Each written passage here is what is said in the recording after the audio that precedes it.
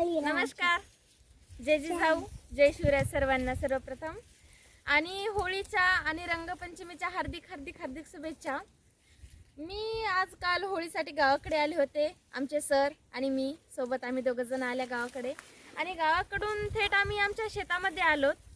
ही सर्वस्व शेती म्हणजे आमचे मामा प्लस सासरे आनंदराव मोतीराम पाटील शिंदे हे सर्वजण म्हणजे आमचे मामा हे शेती चांगल्या प्रकारे करतात आणि आमचे दाजी प्लस भाऊ हे पण चांगल्या प्रकारे शेती करतात।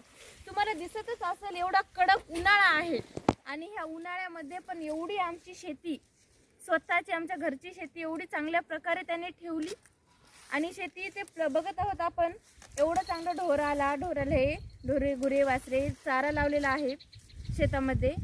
आणि मी तुम्हाला एक सांगू इच्छिते की शेती ही चांगल्या प्रकारे करा आणि शेतमालाला जर सरकारला मी सांगते शेतीच्या पिकाला चांगल्या प्रकारे योग्य प्रकारे भाव द्या।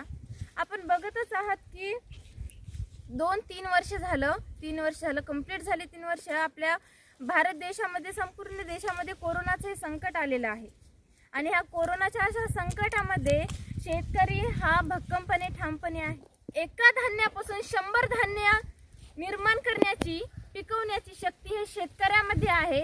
माझा सलाम आहे या शेतकऱ्याला। आणि अहोरात्र डोळ्यात तेल घालून मेहनत करतो जवान आपला, जय जवान जय किसान हे आपल्या भारत देशाचं पूर्ण जगाचं रक्षण करतो। सलाम आहे माझा त्या जवानाला। 2-3 वर्ष झालं आपल्या भारत देशावर आणि पूर्ण जगावर हे संकट कोरोनाचं आलेलं आहे आणि हे अशा कोरोनाच्या संकटामध्ये आपला बळीराजा भक्कमपणे उभा आहे। प्रत्येक नोकरीवाले हे मोठ्या मोठ्या ठिकाणी असलेले हे शहरातून गावाकडे आले आणि त्यांना शेतीच करावी लागली।